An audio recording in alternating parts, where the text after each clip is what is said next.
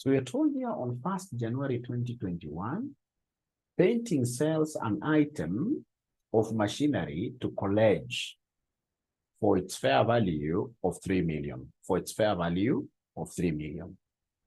The asset had a carrying amount of 1.2 million prior to the sale. So I can see I made some normal profit there of some 1.8, 3 minus 1.2. This sale represents the satisfaction of a performance obligation in accordance with IFRS 15, revenue from contracts with customers. Painting enters into a contract with college for the right to use the asset for the next 5 years. Annual payments for the right to use the asset for the next 5 years, annual payments of $500,000 are due at the end of each year. The interest rate implicit in the lease is 10%. The present value of the annual lease payment is 1.9. Already they have been able to discount for you. So the remaining useful life of the machine is much greater than the lease term. Ladies and gentlemen, I will first of all start by looking at the lessor. The lessor mean, the lessee, the lessee, the lessee, the lessee. I'll start first of all by looking at the lessee. So the lessee, we can see something very important here. They have given us present value of the obligation. Remember that the lessee, ladies and gentlemen, at the end of the day, this lessee is obligated to pay the lease rentals. He has to pay. He has to pay. So what are you told in this case here to do with this lessee? First of all, give us the present value of his obligation, because he'll be paying 500,000 every year. All right. So in this case, we need the present value of his obligation. So this present value of his obligation, we are told it's 1.9 million. I always like chopping off 3 zeros or millions. Yeah, I'm chopping at the 3 zeros. So the present value of this obligation is 1,900. Once you give me this present value of the obligation, the next thing, because, ladies and gentlemen, remember, this is a sale and lease back. It's a sale and a lease back. It's a sale and lease back. So you can't tell me that this amount will be the right of use. No, there is a special formula of getting right of use, and I'll not apply that special formula here. Once you give me this present value of the obligation, the next thing I will do pretty fast is, no, before I even tell you what I should do, can somebody help me out? What do you think in this case here should I do as a good student? Once I've been able to identify the present value of the obligation, what do you think should I do next? Honorable Nick, you're a good student. Honorable Nick is telling me, Mwalimu, amortize. Mwalimu, amortize. Mwalimu, amortize. Great. Mwalimu, amortize. Mwalimu, amortize. Thank you very much. So I want to amortize. So then come and give us straight away an amortization what year? An amortization schedule. Give us right away an amortization schedule. Give us right away amortization what year? Schedule. Give us right away an amortization schedule.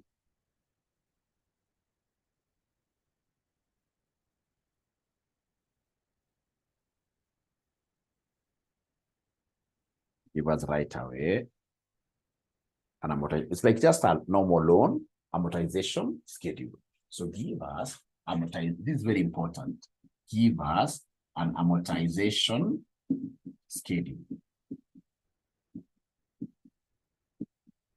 So we have here. So 1, 2, 3, 4, 5. It's a 5-year lease. So give us the opening balance. Give us the opening balance. Give us the opening balance. Give us, in this case here, the interest. So we have the interest. We have, in this case here, amount paid. Amount paid. Amount paid. And then we have the closing balance here. We have the closing balance. Very easily. The closing balance. The closing balance. So can somebody talk to me? Can somebody tell me what is the amount to be paid on an annual basis? What amount are we going to be paying on an annual basis? Is there somebody who knows what amount to be paid here on an annual basis? What amount will be paid here on an annual basis. And they told us the amount to be paid on an annual basis, cut the 3 zeros. We are cutting the 3 zeros. It's 500. And this one is never debatable. It's 500,000. This is the first thing that I should do, the best thing that I should do. It's 500 that I'll be paying every year for this lease, How about the opening balance? What do you think should I always take as the opening balance? The opening balance is the total loan that you have given to this lessee. Total loan is the present value of the obligation. So the present value of the obligation is 1,900. Present value of the obligation is 1,900. Thank you very much. So do we have the rate of interest in this question? Do we have the rate of interest in this question? Where I can see you. Do we have the rate of interest in this question? Yes, the cost of capital. The cost of capital has been provided here. The cost of capital has been provided here. The cost of capital has been provided here. They've told us it is 10%. So this cost of capital provided here 10%. So please, could you kindly calculate the interest for the first year for us? So 10% of the loan, total loan, this gives me 190. This gives me 190. So then come and give me the closing balance. In this case here, we have 1,900 plus the interest minus the amount paid. Give me the closing balance. Somebody move very fast. So in this case here, Jen Kigo gives me a figure of 1590. 1590. Jen Kigo gives me a figure of 1590. So this 1590 is what we carry forward here, isn't it? I hope you're together. I hope you're together. The 1590 is what we carry forward here. So we have 1590 here. We have 1590 here. So 1590, could you kindly give me interest on this 1590? The interest here will be 100 what here? 159. 159. So we have here 1590 plus 159 minus what we pay in year 2. Minus what we pay in year 2. So what we have, ladies and gentlemen, for year number 2, we have here 1249. So we have here 1249. So this 1249 is what we bring here. 1249 is what we take there. So this 1249 is what we take there. So 1249, are you able to give me the 10%? 10%, 10%, 10%, 10%, 20% of 1249? That gives me 124.9. 124.9. All right. So then take this plus this minus what we are paying in the third year. Tell me what figure are we getting somebody? What figure are we getting somebody there? So according to, I would rather we have the decimal here because there are very few. 873.9. So we have here 873.9. So please come and take this here. 873.9. Please give me the interest, which is 10% of this amount, which will give me 87.39. So this plus 87.39 minus 500 gives me what figure? Minus 500 gives me what figure? Minus 500 gives me what figure? Minus 500 gives me what figure? So I'm being given here 461.29. So we have here 461.29. So this is what I bring here. This is what I bring here. 461.29. 10% of it is interest. 10% gives me 46.129. 46.129. So can somebody in this case, ladies and gentlemen, take this amount plus this amount minus the reduction in the obligation? Give me a figure, somebody. Give me a figure, somebody. So in this case here, we have 7. What here? 7.419. 7.419. They're saying 7.419. I don't know how they got it. I don't know how they got it. Just check. Because this is 46 plus 461. It should be coming to 407, 7.4, 7.419, right? Quite high. But those are rounding off errors, ladies and gentlemen. In this case here, we know that at the end of year, I hope this is the last year. Year 5 is the last year, isn't it? Is year 5 the last year? Is year 5 the last year? Yes. So if it's the last year, always the last one, you must amortize it to what year, somebody? You must amortize it to 0. If it is the last year, you must amortize it to 0. You simply write 0 there. There is no problem. You see, these figures here are quite close to the real ones. They're quite close to the real ones. So in this case, you leave it there at 0 exactly. At 0 exactly. Great. So, ladies and gentlemen,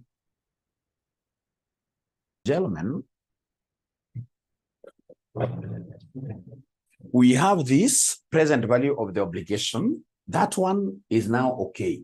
So what we need to do very fast then is to go ahead. One side we are recognizing an obligation, the other side we are recognizing an asset. The name of the asset we shall recognize in this IFRS 16 will be called here right of what here will be called right of use. So the asset, the least asset. The least asset we shall recognize is called right of use.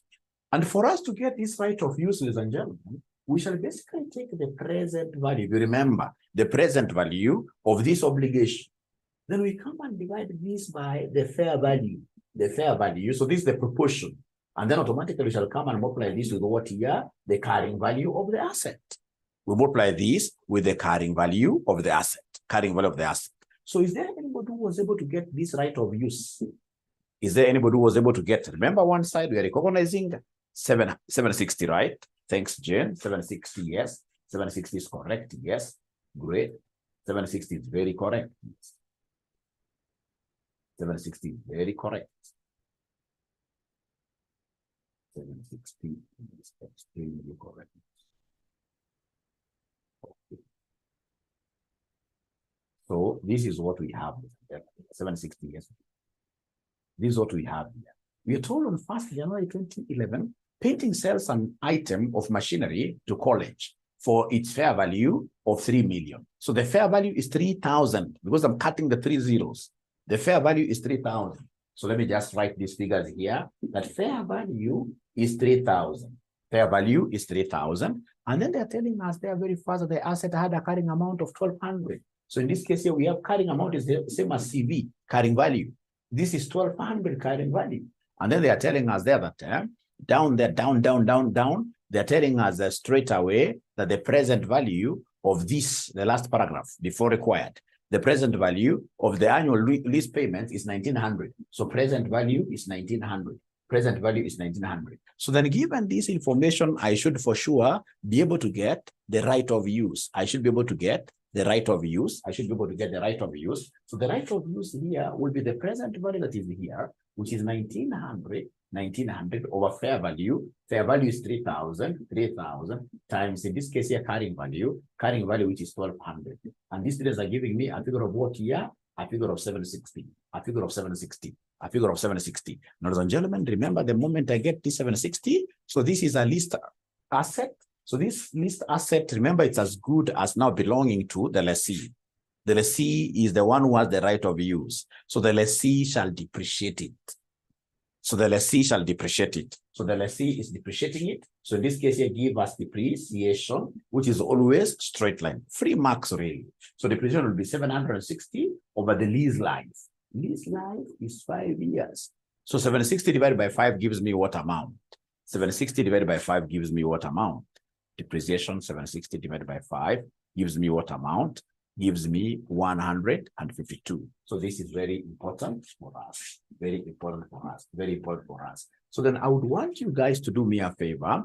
Please go ahead and give us the extracted financial statements. Give us the extracted financial statements. Start with the extracted income statement. Start with the extracted income statement. Start with the extracted income statement. Extracted income statement, very, very easy. Extracted income statement, very, very easy. For the lessee, for the lessee, for the lessee, for the lessee, for the tenant. Lessee is the tenant. Lessee is the tenant. So give us extracted income statement. So we have here the extract or extracted income statement. Income statement. So we have our years 1, 2, 3, 4, 5. So what items, ladies and gentlemen, do you think am I going to capture here? What items do you think am I going to capture here in the name of the tenant? Remember, this tenant has the right of use. Has the right of use. Has the right of use. What items am I going to capture somebody? So we have the finance cost. I love that. We have the finance cost. Any other thing? Depreciation, yes. So in this case here, we have under expenses,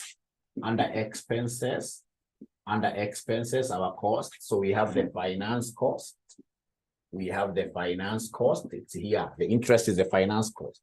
So we have 190, we have 159, we have 124, 124.9, I'm just copying these figures of interest. We have 87 point what here? 87.39. We have a 46.129. And then, of course, he's charging depreciation. He's charging depreciation. He's charging depreciation here. He's charging depreciation. It's an expense, remember, to him. It's an expense to him. It's an expense to him. It's an expense to him. Thank you very much. So come and give us, ladies and gentlemen, here, depreciation. Depreciation, what do we have here? Depreciation, the figure is here. Depreciation, the figure is here. The figure is here. We got it as 152. 152. It's straight line, remember? 152. Now, remember, before this guy was initially, before leasing it, this guy was the owner of this asset. And if he was the owner of the asset, he sold it.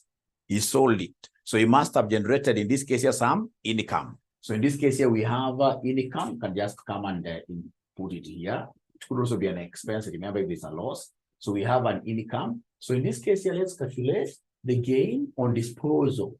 Let's calculate the gain on disposal of the asset. Gain on disposal of the asset. Gain on disposal of this asset. Gain on disposal of the asset. So we say there are two methods. There are two methods. Remember, before this guy, I gave you a very good example of Uchumi Supermarket, which used to have its head office at Aga Khan Walk there. All right. They were the landlords. They sold it and leased it back. So they became tenants at the end of the day. But before they became tenants, they were the owners. So when they sold, of course, there must have been some gain, some loss. In most cases, a gain. So there was a gain on disposal. So this gain on disposal, first of all, if you're using the formula, you must give us the normal profit. Give us the normal profit. So how do we get the normal profit? Remember, this asset, its fair value, market, it's being sold at 3,000. The normal profit, we normally take the fair value minus, in this case here, the book value. Fair value minus the book value. So fair value minus the book value is the same as carrying value. So fair value here is 3,000.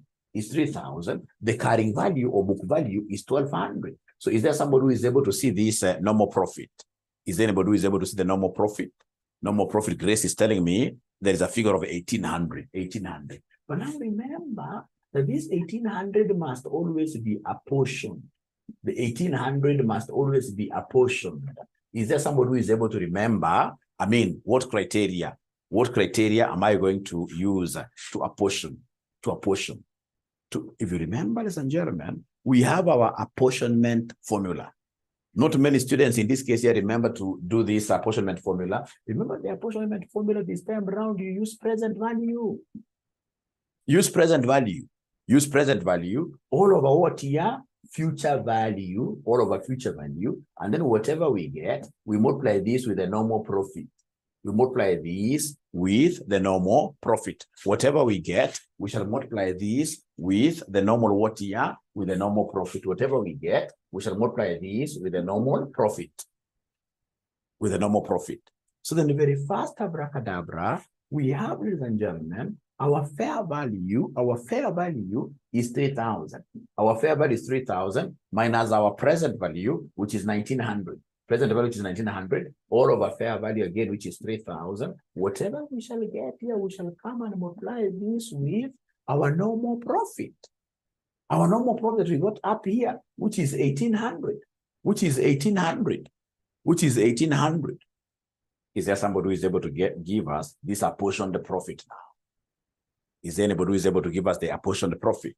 Anybody who is able to give us the apportioned profit? It is 660. It is 660. It is 660. So this apportioned profit is what you recognize because you sold the asset.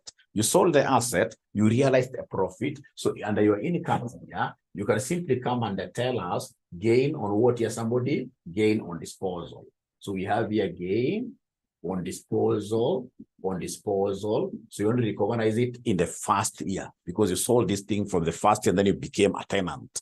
So in this case, again on disposal, we have a figure of 660. Of course, the other years we have a dash. Don't add anything. Don't add anything because these are extracted. These are just extracts. These are just extracts. Now, let me ask you a good question. Hey, you, my good students. Is there anybody who was able to pass a journal and they got the same answer, 660? Is there anybody who was able to pass a journal and they got the same answer, 660? Great. I'm surprised. Great, great, great, great. So which one is better? Let's now agree. Should we be using the journals or should we be using this formula? Which one is better? Which one is better? Which one is better? Which one is better? Let's agree. Because I will not be using the two methods. Oh, they're all okay. Okay. They're all okay. Okay. So using the formula is very, very easy. Using the formula is very, very easy. Using the formula is very, very easy. So, ladies and gentlemen, that is it from the books. On the books of the lessee, that will be it. On the books of the lessee, that will be it. So then we look at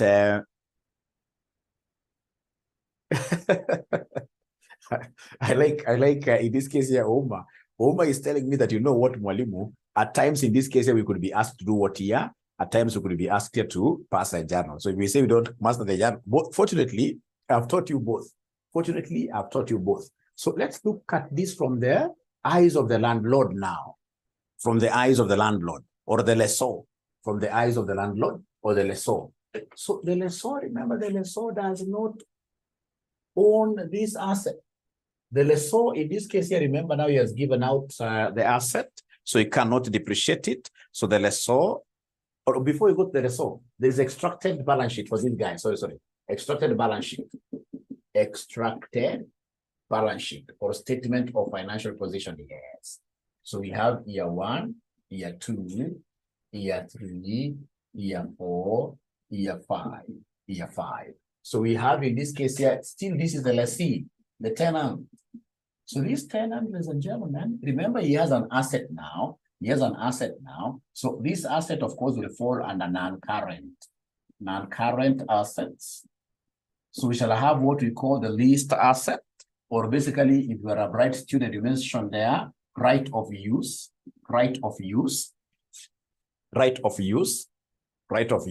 Remember at time 0, this present value, we have been able to get the right of use of this asset at time 0.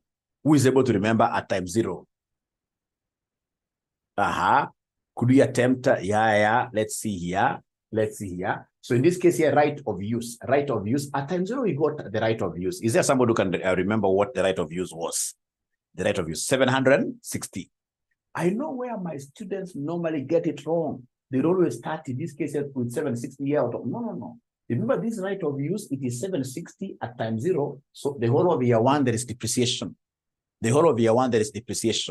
Of 152. Thank you very much. This is Leonard. Thank you very much. 152, there is depreciation there. So 760 minus 152, please give me a figure here. 760 minus 152, please give me a figure here. So in this case here, we have here 608.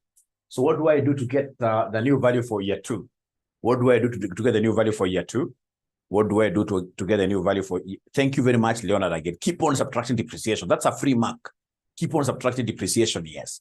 Keep on subtracting depreciation. So could you kindly give me this figure? 608 minus 152. 608 minus 152 gives us what figure? 456. 456 minus 152. 456 minus 152.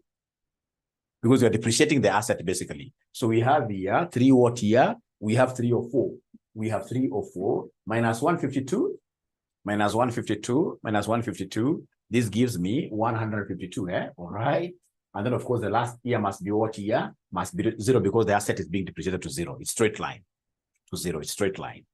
So that's a non-current asset that you will be able to recognize in the statement of financial position. The lessee now is the owner of this asset. He has to recognize an asset there, leased asset, what we shall be calling the right of use. Remember, this guy is recognizing two things. He's recognizing an asset on this side, and at the same time, he's recognizing a liability. So under a liability, this is a little bit tricky, but I was surprised because you guys are really working very hard. I was surprised that most of you were able to understand this very fast. So in this case here, this guy will come and recognize a liability, and liability will be 2 of them. So we have in this case here the non-current liability.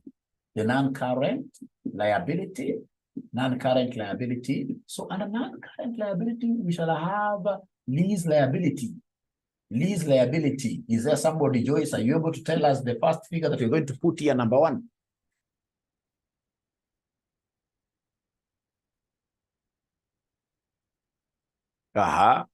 So lease liability, I'll be able to check that. So the lease liability, non-current, it's futuristic. It's futuristic. You simply come to these closing balances that you have here. Don't recognize the first year. Don't recognize the first year, because the first year is payable within 1 year. Within 1 year. So we start from year 2. So this one is what we pick as our long term. Remember, under non-current, we're looking at long term, more than 12 months. More than 12. So we start with this here. So don't tell me to start it from year 2. We are basically picking it from year 1 as a long term. So the long term, we have here 1249, 1249, 1249. We have here 873.9. We have here 461.29. Then we have 0, and then we have 0, of course, here. All right. So that's non-current liability before I answer Nick. Now, from there, we shall be able to book now the current what year? The current liability. We shall be able to book the current liability. Let's book the current liability. Let's book the current liability. Let's book the current liability. So current liability, what do we have here under current liability? Under current liability. So current liabilities, what do we have? We have a lease liability again. The same name. A lease liability, a lease liability. So lease liability for year number 1, this is very easy. Very easy because I use the ACK approach. The ACK approach. I just take the ACK. So I'll take the first ACK. So like now the first, this amount, you know, from here to here, I can see some amount is being paid now within the year. So in this case here, can somebody give me this ACK? The ACK, you're taking this amount minus this amount. So in this case, somebody is giving me a figure of 341. A figure of 341 there. Next arc will be this minus this for the following year. So 1249 minus 873.9 for the following year. What do we have? For the following year, what do we have? 375.1. 375.1. And then the next arc, until you finish everything here, the next arc, you're taking this minus this. You're taking this minus this. What do we have here, ladies and gentlemen? What do we have there, ladies and gentlemen? For 12.61. For 12.61, for 12.61. And then, of course, last arc is this one here. Last arc is this one here. So this one minus this one gives me what figure somewhere there, 461.29. And then, of course, we have a Z. We have a 0 like that. We have a 0 like that. So are we together, ladies and gentlemen, up to here? Are we together? Are we together? Are we together up to here? Thank you very much. Now, I remember one time, and these are the things that really assisted me to be able to get some of the knowledge that I have today, especially the marketing knowledge. Those days when we were in the university, when we were doing, in this case here, CPAs, we used to be very aggressive. For example, somebody went and told me, Mwalimu, no, at that time I wasn't Mwalimu, be doing what here? Graphics design by the side. Website creation. So if you look at, for example, the earliest, before I became very busy, the earliest artwork that we used to put on Facebook, later on, some of these things we do when you are in the university, when you're studying like today, some of the things that you do by the side are the ones which will be able to assist you later. So like the initial artworks that we used to put on Facebook, ladies and gentlemen, were coming from what year? Myself, a skill that I learned long time ago. So you must have that urge to get new skills, which at times are even outside what year? Our CPA, outside our accounting. Get a new skill. You can even teach yourself how to cook better chapatis, better ugali. Very good. Now, ladies and gentlemen, when I was doing programming, I remember those days we used to call them, those programs, VB6. Nowadays, they've been replaced by Python and whatever. So anytime I could make a mistake, my teacher used to tell me, that guy is a great guy. He used to tell me that, you know what, for long, that you have committed ID10T error. ID10T error. You have committed ID10. And I believed that this guy meant ID10T error. Later on is when I came to realize that he has always been abusing me. He basically was calling me idiot. And what Honorable Nick is telling me is that, Mwalimu, even yesterday, you still committed an ID10T error. Yesterday, you still committed an ID10 error. Nick is telling me that the row for yesterday, row for yesterday, row for yesterday, that we never depreciated the row for first year. For yesterday, that we took, that was then a very, very big blunder. Can you kindly confirm whether we made that ID10T error yesterday?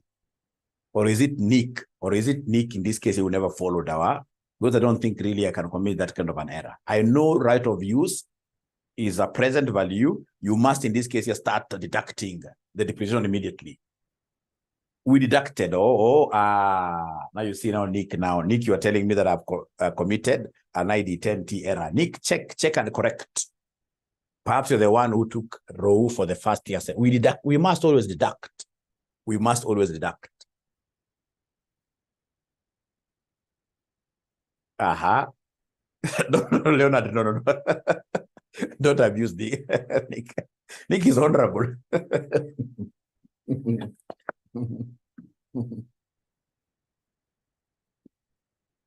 So the most important thing, ladies and gentlemen, is that Nick, you're the one who is on the wrong. Just check and correct.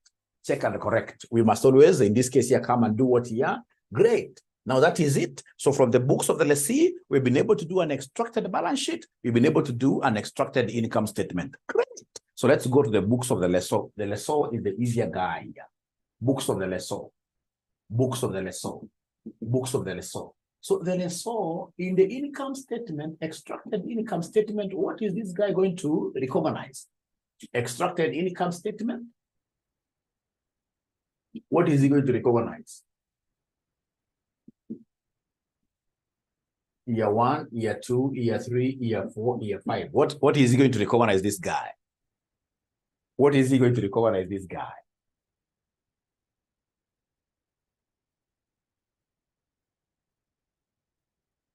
Interest income.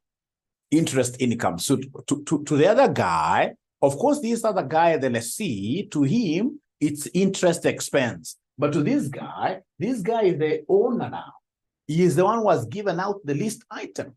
So he's the one like who has given out the finance. So to him, he's getting, go back to current liability kidogo, okay, I'll be able to do that. But for now, please come and give me interest income.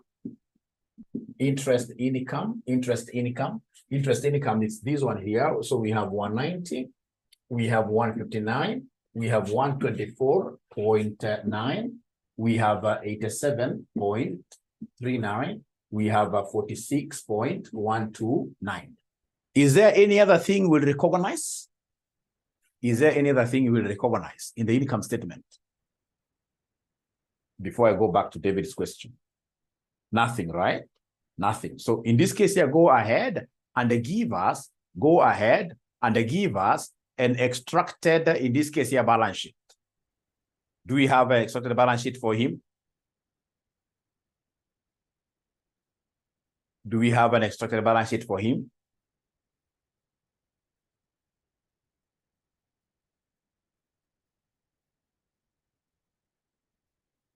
I think I must have lost most of you. Perhaps as I get to carry you up, ladies and gentlemen, this guy was talking about current liability. To get current liability, we're using the ACK approach, David. We're taking like the first year's current liability, we're taking this minus this. And then we write it in year 1. For year 2, we took this minus this, like that. Yes, this guy, remember, once he has given out his property to the lessee, just like the way you guys will do an apartment, or you'll do in this case here, for example, invest in government bonds. So in this case here, you have an investment, what year? Asset years. You have an investment years. You have lease investment years. You have lease investment years. So he owns, not owning the asset. He doesn't own the asset anymore. He doesn't own the asset anymore. It's like he sold it. He doesn't own the asset anymore. The person will recognize this asset there. So to him, it will be an investment. So we have lease investment. So we have here extracted statement of financial position. So then what we have, ladies and gentlemen, here, this of course is the balance sheet. This, of course, is the balance sheet. This is the balance sheet. So we have year 1, year 2, year 3, year 4, year 5. So we shall have under is asset here, we shall have non-current asset. So we shall be having what we call the lease investment. The lease investment, let me see how much will you want me to book in year number 1? How much will you book in year number 1? Lease investment, how much will you book in year number 1? Lease investment. And the non-current. Non-current is futuristic. Non-current is futuristic. All right. So lease investment, ladies and gentlemen, we have year 1 futuristic year. So we have here 1249. 1249. We have 873.9. We have 461.29. We have zero like that. And then we have the current asset. You can't call them receivables. No. You will still come and call them what here? Somebody lease investment. Lease investment. But because I'll be paid this in less than 12 months, now we use the ACK approach. We use the ACK approach again. The ACK approach, you're subtracting. You know, receivables, like for example, when you guys don't pay us fees in full, we expect to receive something from you. So out of the business you're doing as a college. But if we invest, if we talk of lease, that amount can't be booked and received. That's a different thing. That's a different thing. So is there somebody who is able to give us this acts very fast? Like this minus this. What are we seeing there? This minus that. Already we have those figures, by the way. It's only me who rubbed mine. So David, you can understand that concept here of current. I mean, current is receivable within 12 months. So you simply take the difference here. So this and this. So the second one will be this minus this, which gives me what figure, somebody? The second one from Jane Kigo, 375.1. And then we have, in this case here, number three, we are taking the third arc. Number 3, we are taking the third arc. Number 3, we are taking the third arc. Number 3, we are taking the third arc. What do we have here? Jen Kigo gives me 412.61. 412.61. Then we have 461.29. 461.29. The last one, don't tell me because I know it. The last one I know it will be 0. The last one I know it will be 0. The last one I know it will be 0. The last one I know it will be 0. The last one I know it will be 0. The last one I know it will be 0. So, ladies and gentlemen, at least for this concept of a sale and a leaseback, have you understood it? Have you understood it? Have you understood it? Have you understood this concept now?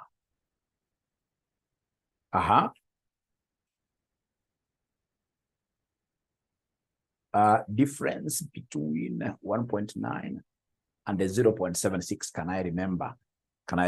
This 1.9 and 760, can I remember? Can you kindly, Joyce, do me a favor?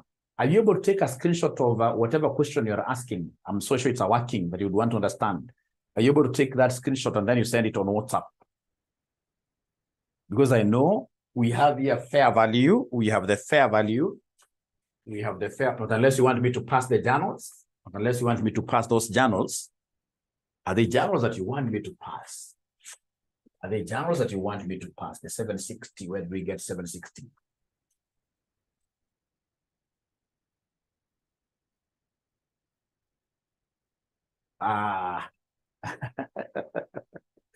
Moffat, I see your answer. Where are we starting from 1249? Moffat, look at this. We have what we call non-current. Non-current means what here? More than 12 months. More than 12 months. For the year 1, if you remember year 1, the figure we had there is 1590. That 1590, it cannot be non-current. It's not more than 12 months away. It's within the year. Actually, the end of the year, immediately end of the year. So that cannot be in the future. We are looking at the future obligation. Non-current means long-term, more than 1. So you begin from year 2, moving forward like that. Okay, I would really suggest that you look at the videos, Moffat. Maybe the first video will make sense.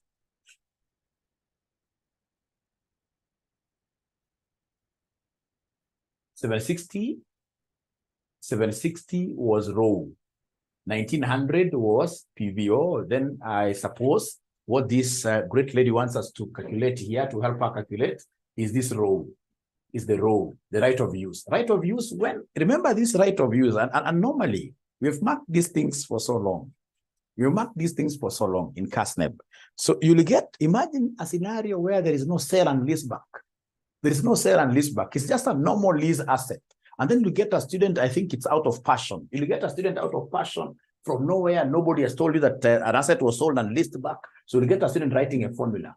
Present value, in this case here, over fair value, times in this case here, what you're carrying value, times carrying value. So you ask why. I mean, I think it's a student who never took time to understand. So in this case here, the present value has been given. Present value has been given as 1900. The fair value has been given as 3000. The carrying value has been given, I've forgotten the figure. The carrying value has been given here. The carrying value has been given here as 1200.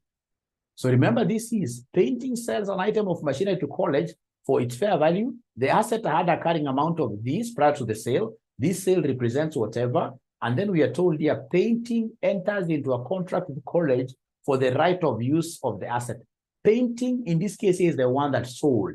And now they are entering into a contract, ladies and gentlemen, with this company called college for purposes of what he are using. So for right of use, so leasing. So it's as they sold, and now they want to use it back. They sold, now they are leasing it back. So it's a sale and lease back. So sale and lease back. And you can see, ladies and gentlemen, that the carrying amount is 1200. I'm cutting 3 zeros. The carrying amount is 1200. So in this case here, this is what we need to get that 760. So the present value is given 1900 over future value, not future, but fair value. 3000 times this 1200. That's how we got this 760. But I hope I've answered your question. I hope I've answered your question. I hope I've answered your question. I hope I've answered your question.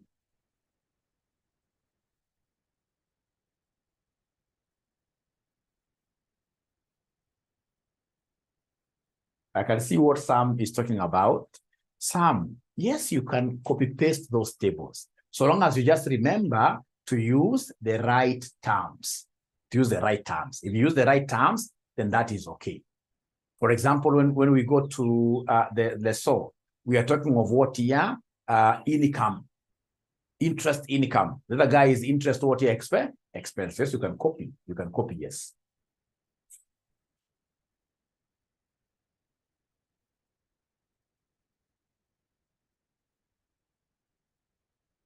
Difference between right of use and the present value. Of course, you can see in this case here that you can see in this case, ladies and gentlemen, that the present value cannot be the same as what here, right of use. You see, if it was a normal leased asset, if it was a normal leased asset, the present value of the obligation, if it was a normal leased asset, the present value of the obligation would have been exactly equal to what here would have been exactly equal to the right of use. If it was a normal lease. I mean, in this case here, there is nothing like lessor lessee selling these goods to each other and leasing back, nothing like that. Then the two would have been equal. But whenever there is a sale and a lease back, whenever there is a sale and lease back transaction, then this carrying value here has to be up. There is a special formula you use to get what we call right of what here? Right of use. This is a special formula for right of use, for getting right of use whenever we have sale and lease back. Thank you, Honorable, for making that question clear to me. Great. Great. So now I think, Joyce, at least you have seen some light there. They would have been the same if it was a normal lease. But if it's a lease, sale, and lease back, then they can't be the same. You have to calculate row using that formula. You must calculate row using that formula. Now, that reminds me something very interesting. Hey, you guys who are doing finance, you guys who are doing finance, you guys who are doing finance, you guys who are doing finance, you guys who are doing finance. If, for example, ladies and gentlemen, you are given here, lease rental is 500. But this thing is payable in advance. It's payable in advance is payable in what year? Is payable in advance. It's payable in advance. It's payable in advance. All right. And then they have told you that N is what year? N is, say, 2 years. Let me just simplify this. N is 2 years. N is 2 years. N is 2 years. N is 2 years. Right. So if N is 2 years and the cost of capital is 10%, the cost of capital is 10%, the cost of capital is 10%, I would want, in this case, ladies and gentlemen, somebody to give me the present value of the obligation. Present value of the obligation. Let's see, abracadabra. Remember, 500 is per annum. Is per annum. This is per annum. Payable in advance. Payable in advance. Payable in advance. Payable in advance. Payable in advance. Payable in advance. Payable in advance. Payable in advance. Great. Thanks, Grace. So I'm giving you exactly because you guys did financial management, Leonard, at the advanced level, and you never passed in this case here, no, intermediate level, and you never passed in this case here by luck. You deserved it.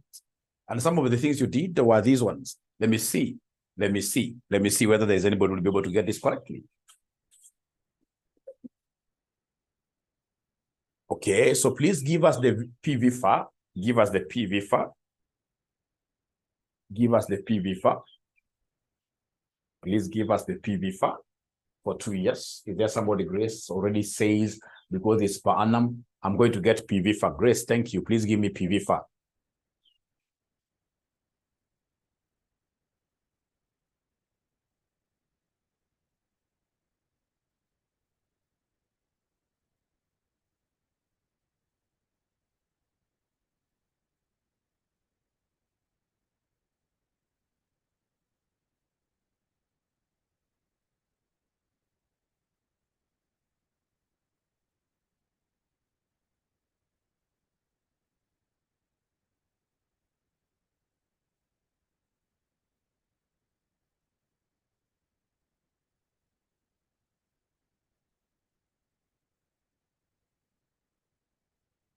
Okay, Grace has given me an answer, so I'm waiting to hear from the other friends. Please and be free to post your answers here. Unlike my teacher who used to abuse me, I never get to abuse my students at all, and I will never do it. It'll be crazy. It'll be crazy. I never do that. I can never do that. So don't feel like Mwalimu will say that you've committed an ID10T error. I'm not in that class. I'm in that class where I believe that learning is normally a continuous thing.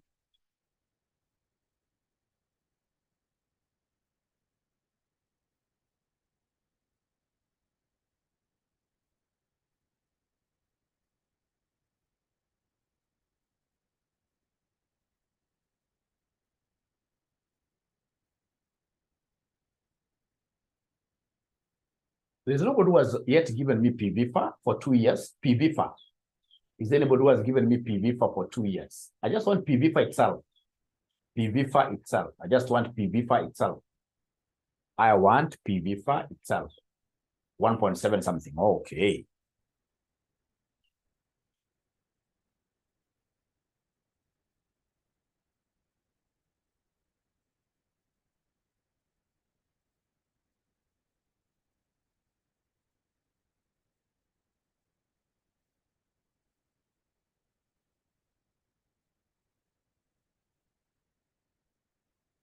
I'm giving you 1 more minute.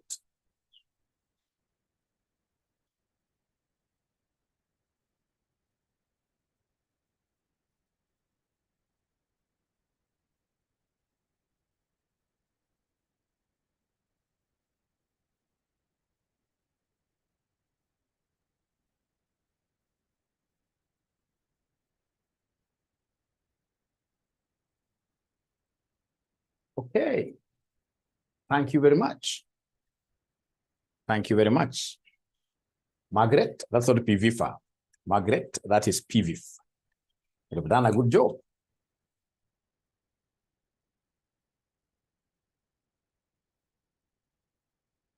Now, ladies and gentlemen, this is what you are told in those days, during those days. when you are in the intermediate level, when you are young, right now, as much as you call me mzee, what I know, age is catching up. Hata nyinyi mtakuwa wazee. Na ile tunafaa kujua ni kwamba ujana ni moshi. Ujana inaisha haraka. Hai, Vero. Hey, within no time. International disaster. Sasa, angalia hapa. Tuko na, you know, this guy is going to make 2 payments, right? He's going to make 2 payments. These payments are being done in advance at the beginning. So we have got 2 years. So we have year 1, year 2 at the beginning. All right. So at the beginning of year 1, he does 500. At the beginning of year 2, he does 500. Beginning. Remember the way the cash flow statement has been made. How we normally talk of cash flows normally accrue at the end of the year. But now these are the beginning of the years. And you are told, if it's beginning of the years, then you need to come and revise. You need to come and revise this time statement, the time statement. So in this case here, the revised time statement. This is what you are told by your teachers. You need to come and revise here. You revise the time variable. You revise the time variable. How do you revise the time variable? By subtracting 1. Because these are advanced payments. Whenever they are advanced payments, you subtract 1 to give us the revised time. So in this case, it means 1 minus 1. This gives us what? So this money is paid at time 0. Time 0. It's paid today. It's paid today. So that you can use year 1. And then, of course, when we come here, the revised time, this will be 2 minus 1. So this gives me what? Somewhere there. This gives me 1. Please listen. Don't write anything. Don't write anything. Don't write anything.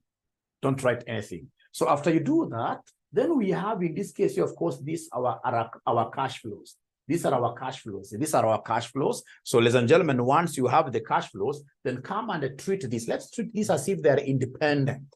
Let's treat this as if they're independent. Please come and give me what we call PVF at 10%. Independent, we use PVF, not PVFA. PVFA. So what do you know of PVF at time 0? Time 0 is today. What do you know of PVF at time 0? Time 0 PVF is always 1. You can even use the formula. You can even use the formula. We know the PVF formula. We know the PVF formula is 1 plus R raised to negative n. So we know, ladies and gentlemen, then that PVF here will be 1 plus R is 0.1 raised to negative 0. If you try raising to this to the negative 0, could you kindly don't write anything? Don't write anything. Just give me this answer. 1 plus 0.1 raised to negative 0 gives me what figure? Somebody there gives me 1. It's only Jackie that I'm speaking to, seemingly. The other students in this case here, they're not able to follow. They are writing and we say they're not supposed to be writing. They're not supposed to be writing. So that is 1. How about when n now is 1? When n is 1, can somebody give me this PVF when n is 1? So it will be 1 plus 0.1 raised to negative 1. Please ensure that you are able to pick your calculator. Ensure that you are able to pick your calculator and raise it yourself. Vero, I'm not hearing you at all apart from the last time I saw you laughing. Me, I'm not seeing you giving me figures. 0.90, 91. 0.90, 91. 0.90, 91. So could we kindly then come and put this figure here, please? 0.90, 91. I know you have not understood anything, but can you kindly just write this, and then you give me a thumbs up once you finish writing. So what is 500 times this? 500 times this. 500 times 0.9091 gives me what figure? Somebody. 500 times 0.9091 gives me what figure? Somebody. Gives me what figure? Somebody. Gives me what figure? Somebody. Gives me what figure? Somebody. 454.55. 454.55. So you come and add here. So this will be 954.55. So this is the present value over the obligation. Present value of the obligation. Could you kindly, in this case, I know you have not understood anything, but just write fast. At times writing helps. Write fast. Write fast. Write fast. Write fast.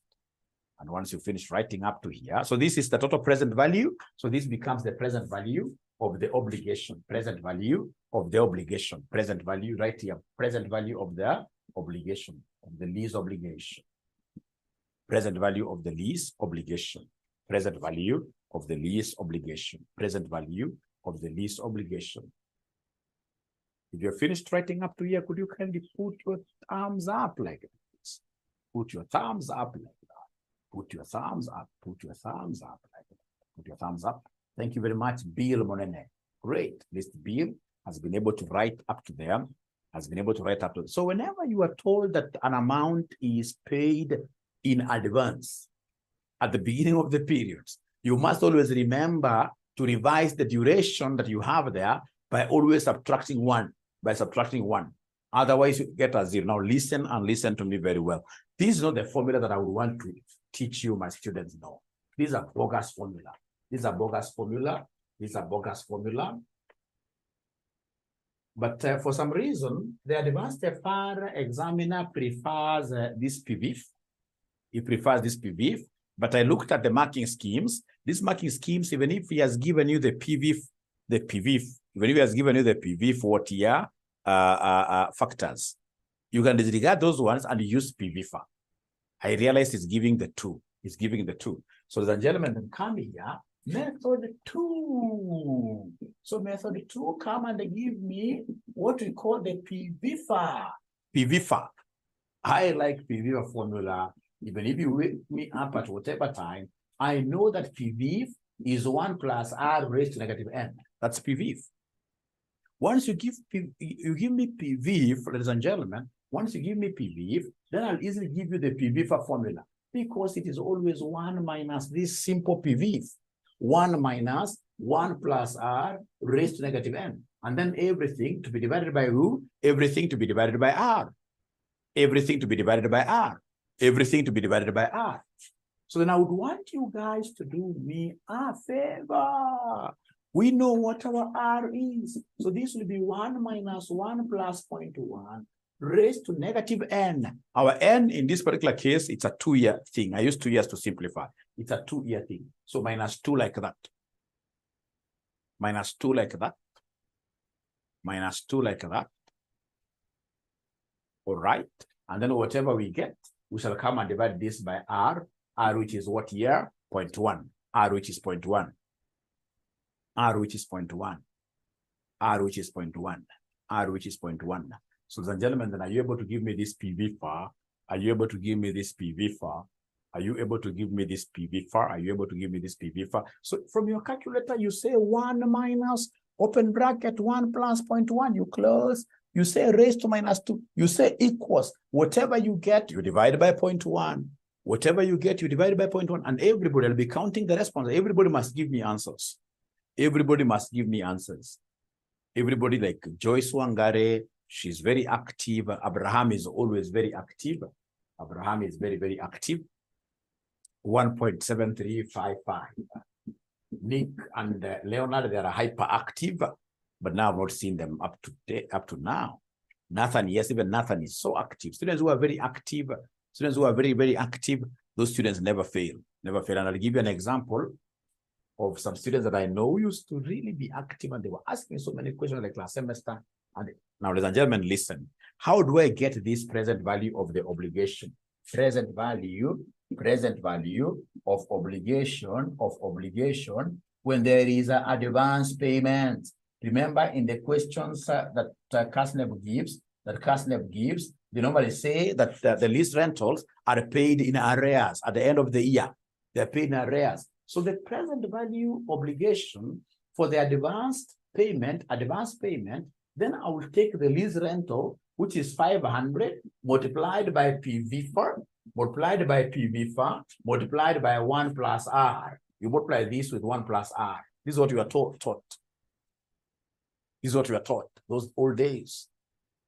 When there is advance obligation, advance payment. So in this case here, we shall talk of 500 multiplied by this PVFA, which is 1.7355, multiplied by 1 plus R is 1 plus. So abracadabra, there is something I want us to derive at. Shall we be able to get the same answer like the one we got of 954 point something? Shall we get the same answer? There is something that I want you guys to understand. There is something that I want you guys to understand. There is something that I want you guys to understand. Ah, they're getting the same. They're getting the same. They're getting the same. So this is 954.25. 954 point. Andrew 954.25 or 5 something, 0.25. Now, I want you guys to do me a favor. Please remember, in my class, you must always buy a highlighter. In my class, you must always buy a highlighter. And the highlighters we normally use in my classes all through, even before this politics began, we always use a yellow highlighter. All the other highlighters in Takataka, it's only yellow highlighter.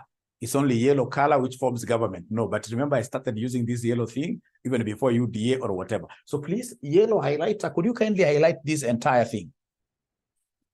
Yellow highlighter, could you kindly highlight this entire thing? Could you kindly highlight this entire thing with a yellow highlighter? It's only yellow that brings out things conspicuously in a way that you'll be able to remember them when you read later.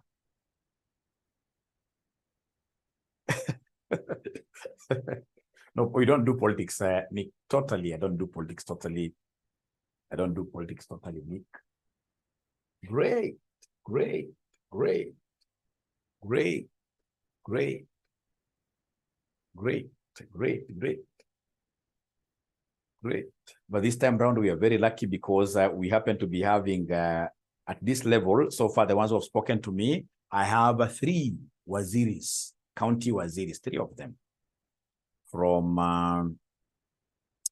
Kilifi, I have one from Garissa, is it Ibrahim or somebody, one from Garissa, and then we have another one from this other county. They're here, which is very good. It means as RCM Online College, you're making an impact. Our clientele is now really, we are attracting the who is who in this accounting fraternity. Great. So I don't know, but have you learned something here? Have you learned something here? Have you learned something? Have you learned something? Have you learned something? That 1 plus R, when it is for advance payment, payments made at the beginning of the period. Ibrahim is Mogadishu. There is another one from Garissa. From Garissa, who is Waziri Trade. Ibrahim is Mogadishu. Now, online classes are also having a bigger impact beyond Kenya. Beyond Kenya. I feel proud. Share method 1, I missed it. Please help Honorable Nick. Honorable Nick. Great. Great, great. So then from here, let's do a loan amortization schedule. Once I get this present value of obligation, I'll always do a loan amortization schedule. So go ahead and do a loan amortization schedule. Go ahead and do a loan amortization schedule. Go ahead and do a loan amortization schedule. So what do we have there? We have year 1, year 2. We have in this case here present value. That is the opening balance. So we have the opening balance. We have interest. We have interest, opening balance. We have interest, opening balance. We have interest. We have amount paid. And then we have closing balance. So are you able to feel this very fast? Let me give you 1 minute. I give you 1 minute.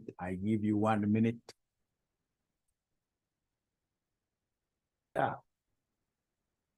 So the most important thing is for us to appreciate that we have opening balance, which is this. But now because the payment is in advance, all right, to get the principal amount that we are going to use to calculate the interest, I will take 954, which was the loan outstanding at the beginning. But remember, 500 was paid immediately. So whatever I will get, I multiply with 10%, I get this. So from there, come and take this plus this minus this, which I'm not seeing my students giving me a figure there. So I'm being given 499.62. So we have here 499.62. So then come and put here 499 0.62 like that. 0.62, 0.62, 0.62. Of course, it's because of rounding off errors. Otherwise, it would have been 500 exactly, because in this case here, there will be no interest being paid in year 2. So automatically, we can take this as 500. But just for, because you can't have negative interest, 49.62 minus 500 times 10%. Please book this as 0. Book this as 0. Book it as 0. And then the amount you're going to pay here is 500. So this thing is amortizing to what year? To 0 like that. To 0 like that. It's amortizing to 0. It's amortizing to 0. It's amortizing to 0. It's amortizing to 0. It's amortizing to 0. So, ladies and gentlemen, that is it. Very, very important. At least I believe now, when it comes to questions of lease, if you get them in an exam, you should be able to shine somehow. Remember, it's not about getting everything, but shining. You shine somehow. So if you allow me, I will go to the next standard. Unless there is a question here, really. Unless there is a question here, really, I'll go to the next standard. So in this case here, for advanced payment, what have you learned? I've learned for advanced payment, I've learned to get present value of the obligation, where I will take the lease rental, like the 500, I multiply this with the PVFA, and then I will always remember to multiply these with 1 plus what here? With 1 plus R. I will remember to multiply these with 1 plus R. I will remember to multiply these with 1 plus R. With 1 plus R. With 1 plus R. Is that okay? So can I go to something different? Can I go to something different? Thank you so much. So I'm going to the most important standard called IAS 36. IAS 36. IAS 36, you impairment of assets. IAS 36, IAS 36, IAS 36 is what we call impairment of who? Of assets. Impairment of assets. Yes, Joyce. Joyce has a question. Joyce has a question.